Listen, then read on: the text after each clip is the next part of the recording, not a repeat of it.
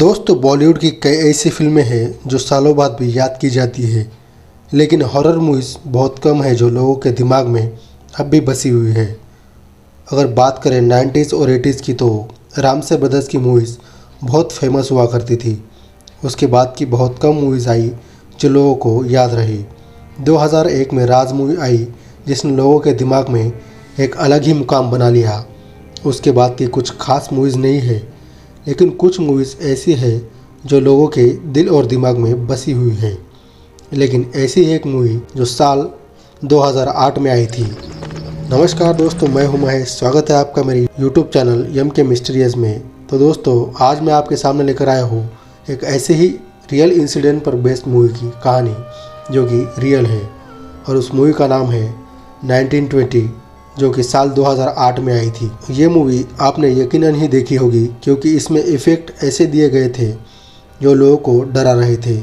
इसका कॉन्सेप्ट बहुत ही खतरनाक था जो लोगों के मन में डर पैदा कर रहा था, लेकिन पहले तो इसे एक बी ग्रेड मूवी समझा जा रहा था। लोगों ने जब इस मूवी को देखा तो बहुत ज़्यादा तारीफ़ की और लोग इसे बहुत ज़्यादा पसंद करने लगे। इसमें कुछ अलग ही दिखाया गया था कि 1920 की एक डरावनी कहानी, एक महल में रहने वाला एक प्रेमी जोड़ा।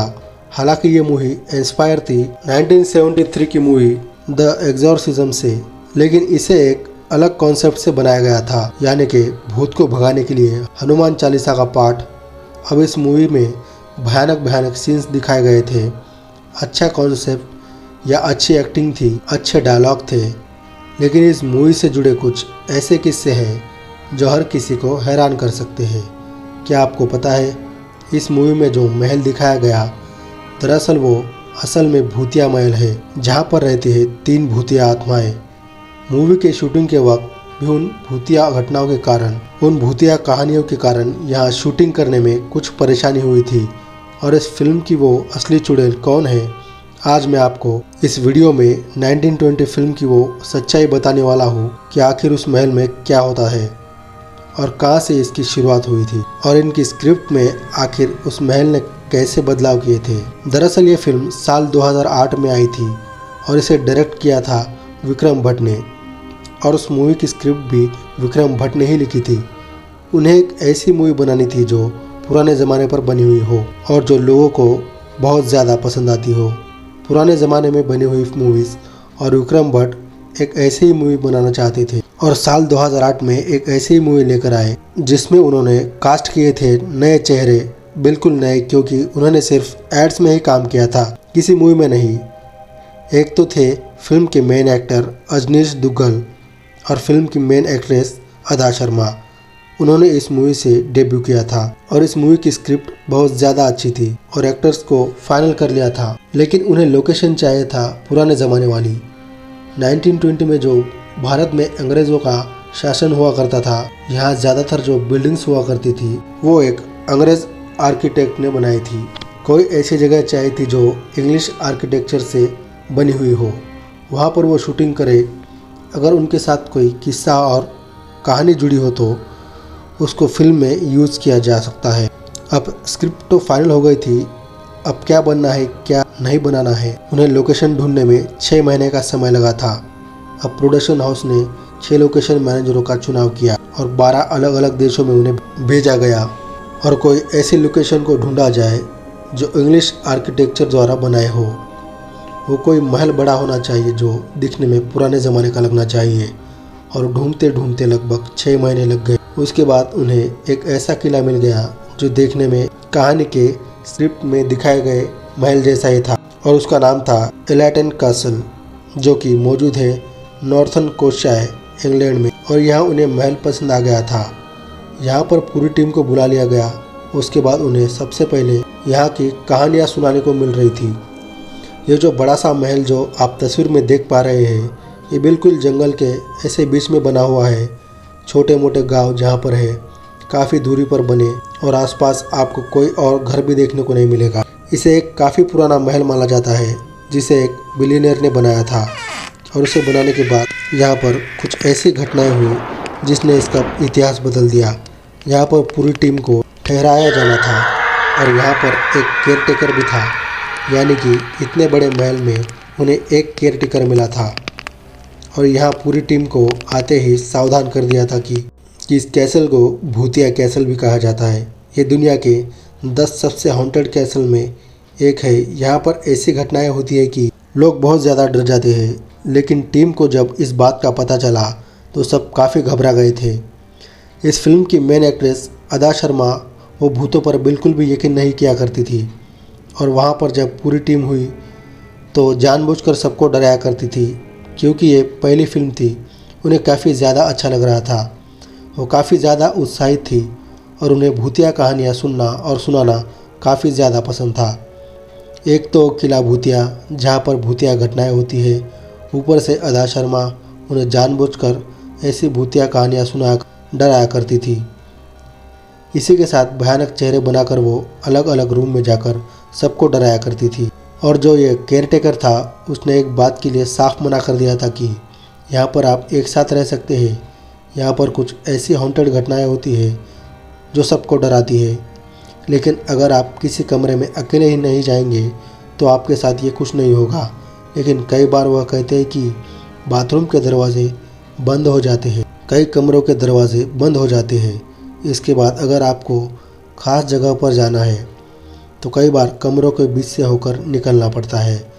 क्रू मेंबर्स कई अलग जगह पर होते थे जो लोकेशन को ढूंढने के लिए, वहाँ शूटिंग करने के लिए उस महल से बाहर गए हुए थे। और कई एक्ट्रेस और एक्टर जो कि महल में ही होते थे, उनके कमरों के बाथरूम जैसे बंद हो जाते थे, उन्हें किसी और के कमरे के बाथरूम को यूज़ करना पड़ता था। अब बहुत बड़ा क्रू नहीं था तो सभी अपने काम में लगे हुए थे।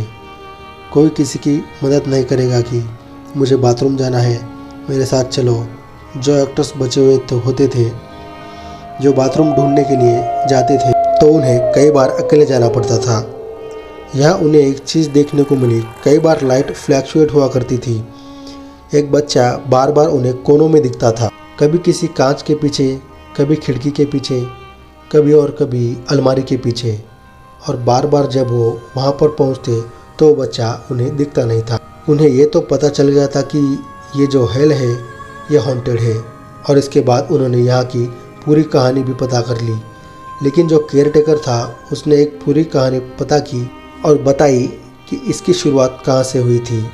तो उसने बताया लगभग 90 से 100 साल पहले, जो कि इस मूवी की कहानी के साथ भी जुड़ा हुआ है। 1920 इस मूवी का नाम है और ये जो घटना है इस महल के साथ ही जुड़ी हुई है। वो भी लगभग 100 साल पहले हुई थी, 1920 के आसपास। ये एक कोइंसिडेंस था। केयरटेकर ने बताना शुरू किया कि यहाँ एक बिलियनर रहा करता था और उसकी पत्नी रहा करती थी। वो सिर्फ 2 थे और उनके पास पैसे बहुत थे और यहाँ काम करने वाले कई थे, लेकिन यहाँ पर ज़्यादातर काम लकड़ी का रहा करता था। बड़े महल में लकड़ी का काम ज़्यादा होता है और ऐसे महलों में ज़्यादातर लकड़ी की कारीगरी करने के लिए दूर दूर से महंगे जो लकड़ी का काम करने वाले उन्हें बुलाया जाता था।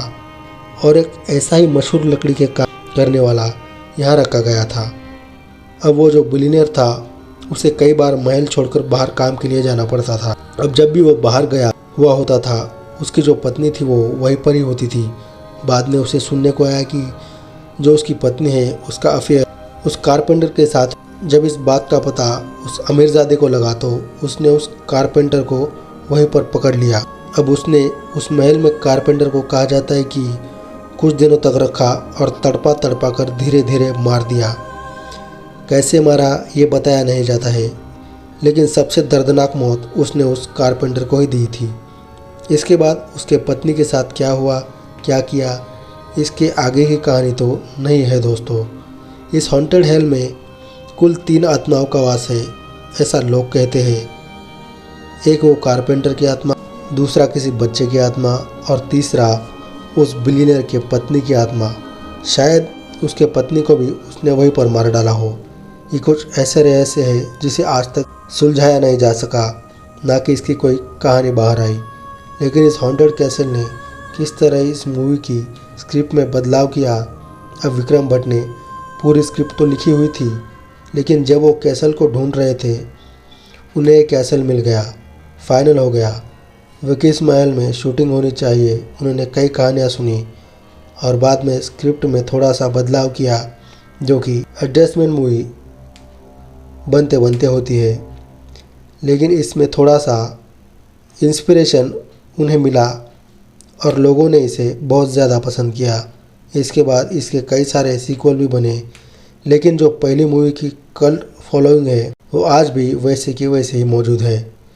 तो दोस्तों, कैसी लगी आज की हमारी कहानी? अगर कहानी आपको पसंद आई तो चैनल को सब्सक्राइब कीजिए, लाइक कीजिए, शेयर कीजिए वीडियो अपने दोस्तों के साथ में। तो दोस्तों, मिलते हैं एक अगली कहानी के साथ में। तो मैं आपके लिए लाता रहूँगा ऐसे ही खतरनाक कहानियाँ और किस्से। तो जुड़े रहिए हमारे चैनल के साथ में। तो मिलते हैं दोस्तों एक अगली कहानी के साथ में। धन्यवाद।